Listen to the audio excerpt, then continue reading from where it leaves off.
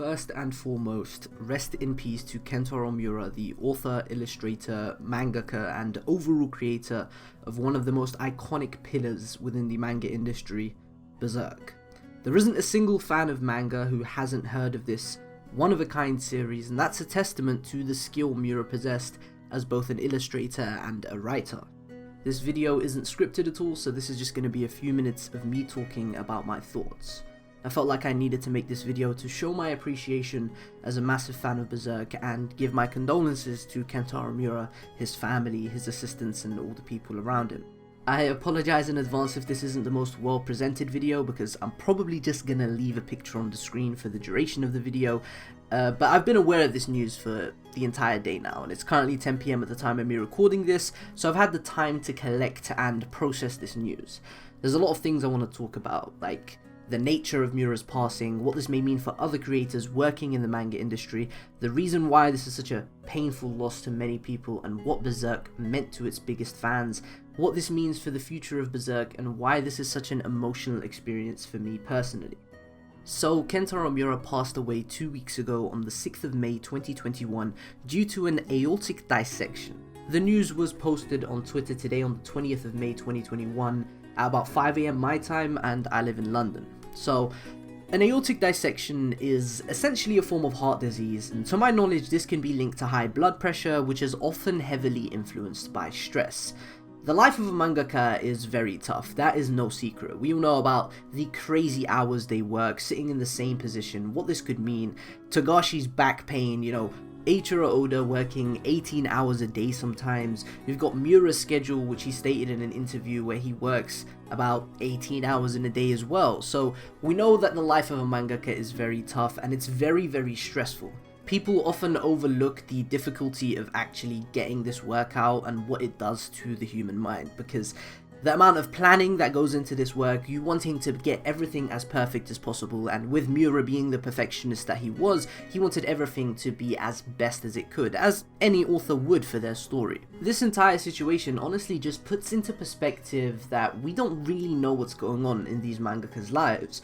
There have been times where I was disappointed that a mangaka was going on break, or I was disappointed in Miura for taking so long to release a Berserk chapter, and those are natural feelings as fans of a series. Don't beat yourself up for feeling that, but the truth is we don't know what's going on in these people's lives. We don't even know how long he was suffering from this heart disease and if he was forcing himself to push out chapters because of it. We know that he actually gained some assistance and was helping them on this new manga that he started, Duranki, and that was a way for Miura to teach his assistants and raise their level of artistic prowess so they could help him on Berserk and he could release Berserk chapters quicker.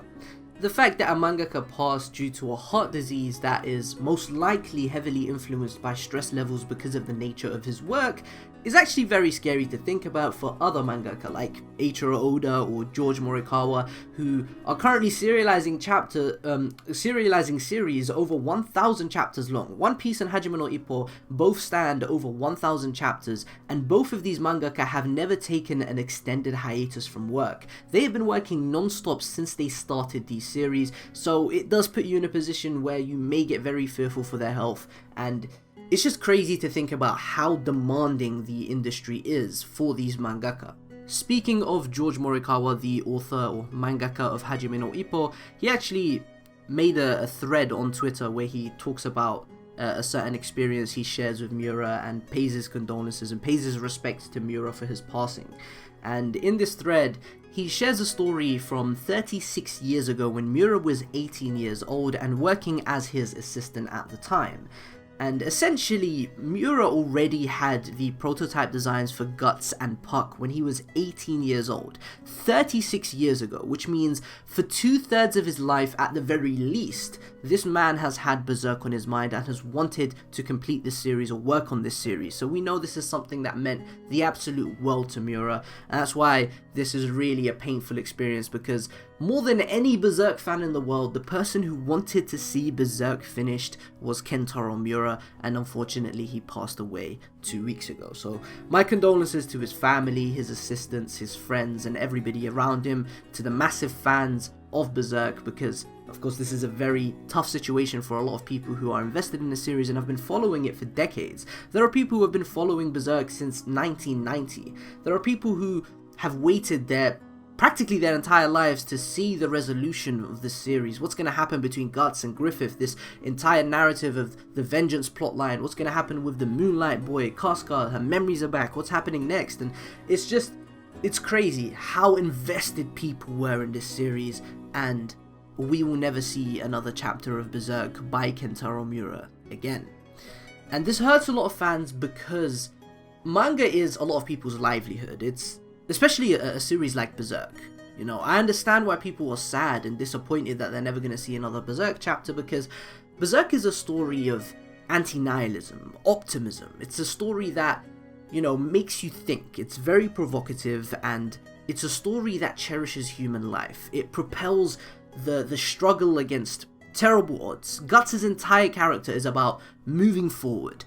And this is something that a lot of people see as therapy. It helps them out. And Berserk is a story that means so much to so many people. I have friends that are taking this news a lot worse than I am, because I obviously don't love Berserk as much as they do. Of course, I love Berserk very much, but this story means the world to some people. And that's why this is such a devastating situation. And even for people who have never read Berserk, this is still a sad situation, because a man has passed away, which is always sad, but not only has he passed away before getting to complete his life's work. Something he dedicated his entire life to, he didn't get to see to the finish line, and that is just a sad situation any way you slice it. As for the future of Berserk, I have already accepted that there will most likely never be another chapter of Berserk, and I'm honestly fine for that. I'm very satisfied with what this series has given me, what Miura has given me. I'm devastated that he isn't going to be able to finish the story as he intended, but I'm satisfied with where we've left off. I feel like the fact that Casca has regained her memories, and we're at Elfhelm right now, and the tone is very light-hearted, and the character's actually happy for once. We're seeing Guts smile often. I think that's just making it a lot easier, because Berserk's a very dark story, you know, that's no secret. Everybody knows Berserk is one of the darkest, most tragic and brutal series ever, so having a panel of Guts smiling in the last chapter of Berserk is something I'm always going to cherish. I think it's possible that the assistants of Kentaro Miura, and I guess the studio he works with, or the magazine he works with I should say, I guess it's possible they give us some sketches, maybe some notes Miura left behind for the end of the series. Perhaps he told an assistant how the story ends or what the ending is going to be, and we find that out through text or something, just not presented through a manga. I would definitely love that. It would feel great getting some answers to these questions we have had for years, but at the same time it's not necessary, and you know, I'm just grateful to have these 363 chapters of Berserk. This definitely stings quite a bit for me personally though, because I caught up to the series late 2019, right? So I've read about 4 chapters on their release, which isn't much at all in the grand scheme of things, but it's still been a fantastic experience being on Twitter, being with friends, watching the YouTube community react to every single chapter. I remember when chapter 362 dropped, it was insane, because we got some crazy stuff about Skull Knight, tying him to Gazeric. We got some stuff with Void. It was just an absolutely crazy chapter. 362 was legendary, and it was a thrill to experience on the day it released. So this hurts, because I was really looking forward to these next few chapters. Of course, I'm sure a lot of fans were looking forward to them.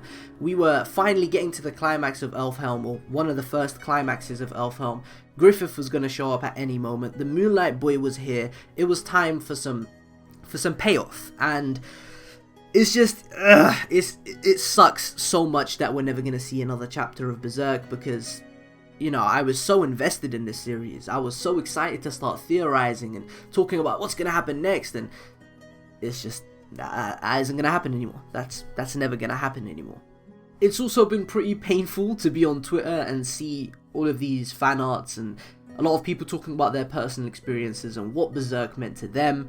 I saw this one fan art of the Dragon Slayer on the Hill of Swords. I'm going to try put on the screen right now, by a Twitter user. I think his @ was I Underwood, but under spelt with an A. I'll put a link to it in the description.